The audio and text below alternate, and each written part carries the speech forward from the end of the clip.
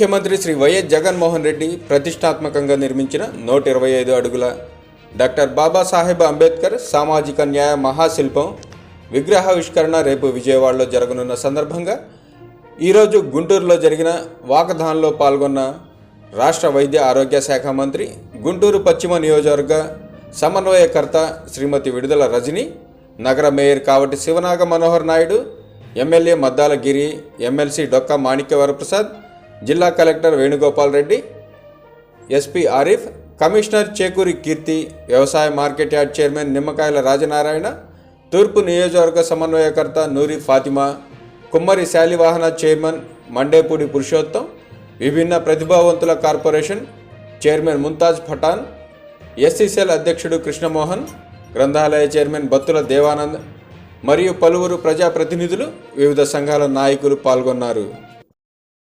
మన గౌరవ ముఖ్యమంత్రి గారి చేతి మీద ఆవిష్కరించబడుతున్న సందర్భంలో ఈ మహానాయకుడికి అందరూ కూడా ఫైనాన్షియల్ ఫామ్ చేయాలి. పీఈటీలందరూ కొంచెం ముందుకు వచ్చి అందరికీ ఫైనాన్షియల్ ఫామ్ చేయడానికి సహకరించారు.